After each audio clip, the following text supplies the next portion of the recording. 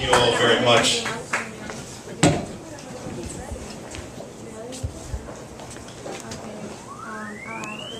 Got some stupid shit going on in my life I got to talk to you about tonight.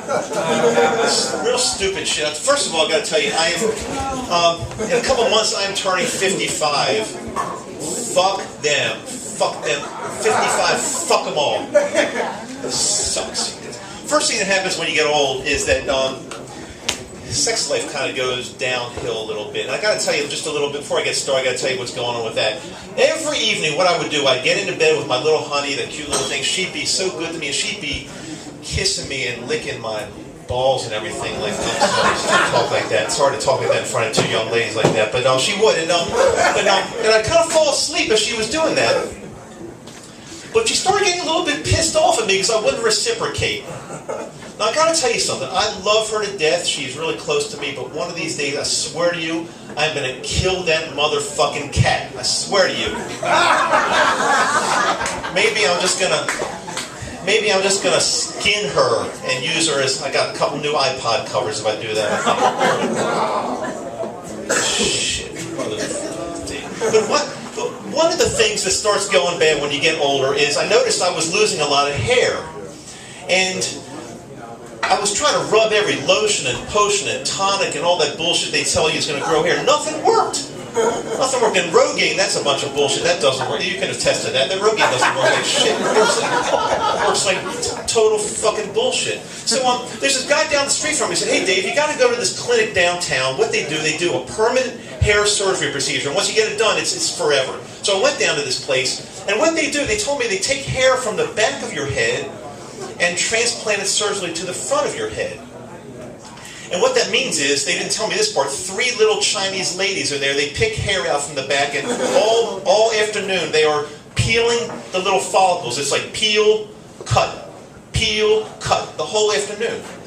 And I'm looking at these ladies, and I'm thinking, holy shit, these fucking ladies, these Chinese ladies, the same ladies that were working at the Chinese restaurant the night before, they were cleaning the string beans and peel, cut, peel. Now they're fucking around with my hair. Thinking I'm going to look like a chia pet one day if they get through with me.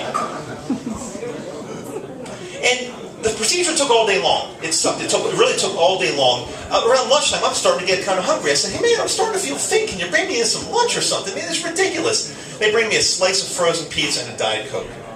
Now, I think it was like 1 or 2 credit cards I maxed out for that fucking procedure. For that kind of money, don't you think I should have had filet mignon, lobster tail, maybe a little champagne, and maybe one of those little Chinese ladies playing with my ding-a-ling the whole time? I'm sorry, you Chinese ladies, what are you? You're Chinese. No, you're Vietnamese or something. I don't know.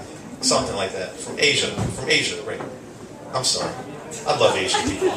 I'll prove it to you in a little bit. But anyway, so for that kind of money, I didn't mean it like that. You'll see what I mean. Now, for that kind of money, there's no warranty, there's no guarantee on the procedure. So if they give me some fucking doctor that graduated the bottom of his class, I'm like totally fucked up for life. Totally fucked for life. But it turned out okay. Don't laugh too much. I got some hair up here. Better than it was. Definitely better than it was. But the most important thing to me is that my wife likes it. That's really why. That's the most important thing for me. And but to be honest with you, my wife is Asian. True story. She would like anything I fucking tell her to like. She's Asian. She like anything I tell her to like. Now you might get down on me because you think I'm knocking some kind of race, Asian the race. But I'm married to her, so I got a free pass. And I am actually a minority also. I'm Jewish, and there are all kind of horrible things said about Jewish people, so I figure, and you can call me anything, you can call Jewish people anything you want. There's only one thing you can't call us. Don't call us collect, please. That's it. But this happened, so back to my Asian wife. I found her on JapanCupid.com, and she came, I think I got a pretty good deal. She came nicely packaged with a little set of teacups. She was in dry ice, so the minimal assembly required. I think I put it together pretty well. It was pretty good. But anyway, this is my second marriage. And I figured out, here's guys, listen, if you ever have to go through a second, even a first marriage, I figured out how to do it. Here's the secret. Marry a foreigner. It works every time. If you marry a foreigner, they have to believe everything you tell them. Like, I'm from Baltimore, and Washington got the same thing. We had a hell of a lot of snow. So I said to my wife, honey, listen, The way we do it in this country is the woman goes out and shovels the snow while the guy is home hanging out and fucking around on Facebook or something like that. And she didn't mind the shoveling of the snow part so much, but she really hates it when I'm on Facebook all the time because she says, "Yeah, Dave, you gotta be socializing with people. You can't be on Facebook. That's bullshit." And I say to her, I say, "Listen, but I've got 1,500 friends on Facebook, so that's fine with me. I don't need any more than that." She said, no. It's all about human touch, human contact. You got to be socializing with real people. And at that point, I started getting a little bit pissed off. And I said, here's what I said to her. I said, "Yoko," that's not her real name. That's what I call her. I said, "Yoko, this is how we do it in America. Love it or leave it."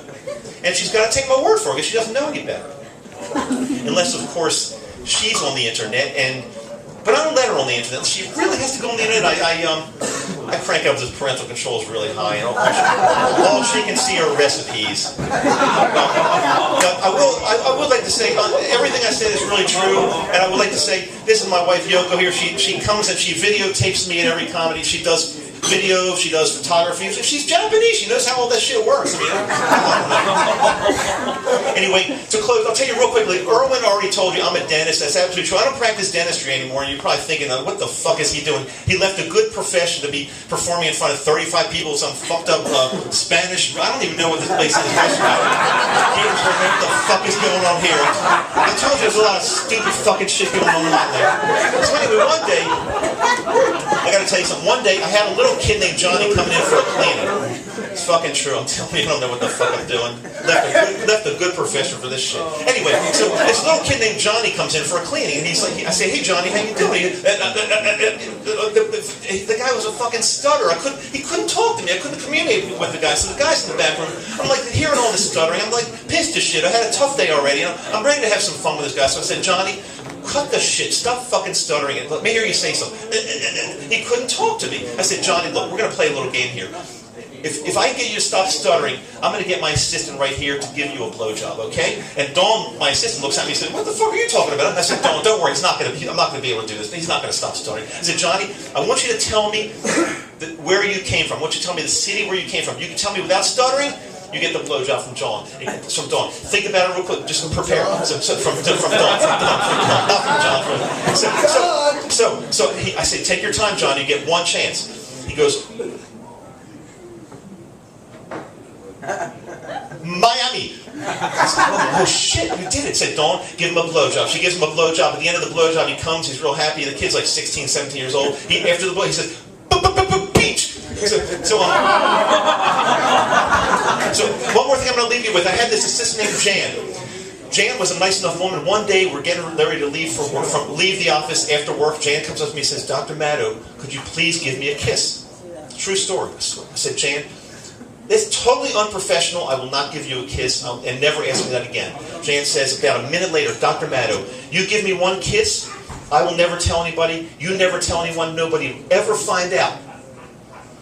I said, "Jan, that is totally unprofessional. Never ask me that again. And to be totally honest with you, Jan, I should not be fucking you." Thank you. You've been a great host. Thanks a lot, David Maddow. Thanks a lot. Thanks to you.